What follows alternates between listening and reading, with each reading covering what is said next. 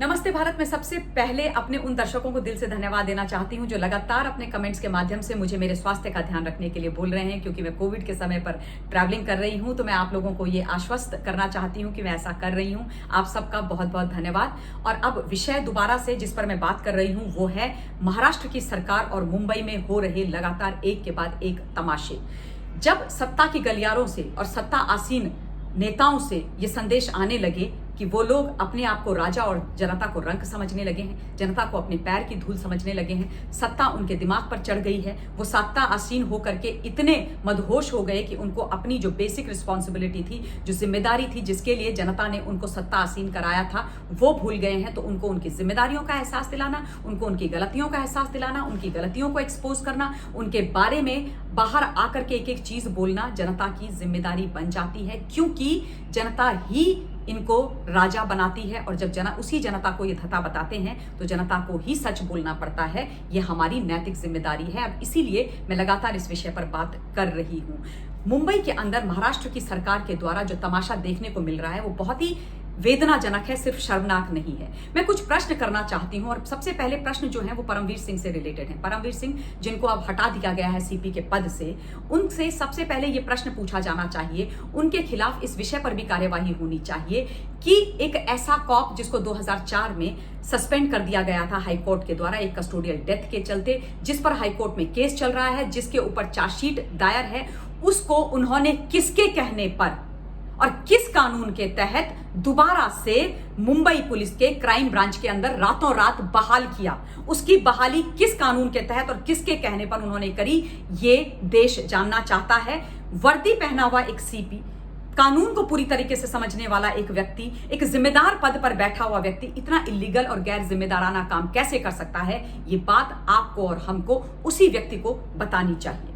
दूसरी बात, जो 100 करोड़ का तमाशा चला, जिसके लिए परमवीर सिंह ने उद्धव ठाकरे जी को पत्र लिखा और उसके बाद बोला कि गृह मंत्री लगातार प्रेशर डाल रहे थे सचिन वाजे के ऊपर उगाही करने के लिए और एक्सटॉर्शन करने के लिए।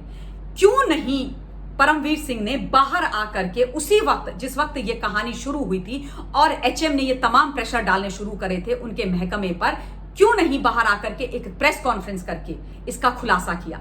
जब एक फेक टीआरपी केस बुना गया, जब एक फेक टीआरपी केस की कहानी गढ़ी गई जिसके कोई बेसिस नहीं थे, एफआईआर में जिसका कोई नामो निशान नहीं था, उस पत्रकार और उस चैनल के बारे में झूठ बोला गया अपनी वर्दी और अपने पद का गलत इस्तेमाल करके, तो फिर ये तो बहुत बड़ा केस था, ये तो एक्सटॉर्शन का केस था, ये तो एक गृह मंत्री पुलिस महकमे से और पुलिस के अधिकारियों से इलीगल काम करवा रहे थे। तो क्यों परमवीर सिंह बाहर निकल कर नहीं आए और क्यों उन्होंने प्रेस कॉन्फ्रेंस करके ये नहीं बोला कि देखो इतना गलत काम सत्तासीन लोग मुझसे करवा रहे हैं और मैं ऐसे पद को नहीं रखना चाहता, मैं ऐसे पद को छोड़ना चाहता हूं और मैं ऐसे लोगों के साथ काम नहीं करना चाहता।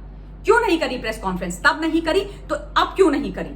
बुलाते ना एक बड़ी प्रेस कॉन्फ्रेंस, सचिन वाजे की बहाली के बारे में भी बात करते, गृह मंत्री के भी बारे में बात करते, मुख्यमंत्री के भी बारे में बात करते, हर चीज के बारे में बात करते, क्यों नहीं करी?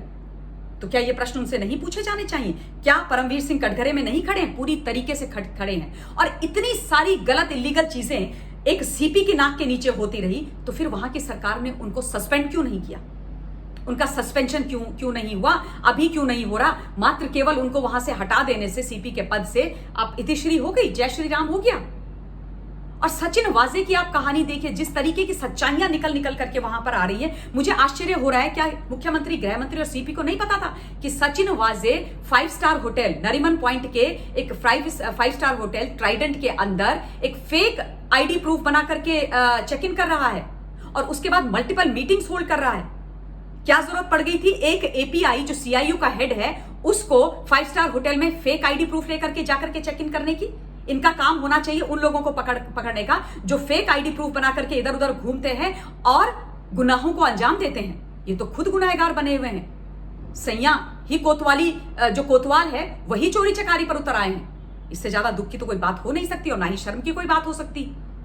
और उसके बाद दूसरी कहानी आप देखिए, अब एटीएस ने 2 लोग पकड़े हैं, एक बुकी पकड़ा है और एक विनायक शिंदे नाम का कॉप जो है कांस्टेबल 55 वर्ष का, उसको पकड़ा है। अब विनायक शिंदे की भी आप कहानी सुन लीजिए। विनायक शिंदे वो व्यक्ति है जिसको 2006 में एक लाखन भैया की हत्या के केस में जेल में डाल दिया गया था और वो आजीवन कारावास की सजा भुगत रहा है। पिछले साल कोविड के कारण पैरोल में बाहर निकल करके आया है, और जैसे ही बाहर निकला वैसे ही जाकर के अपने बड़े भैया, अपने गुरु से मिलने चला गया सचिन वाजे से। वो सीआईयू के ऑफिस में सचिन वाजे के साथ विनायक शिंदे लगातार मीटिंग्स कर रहा था, मिल रहा था।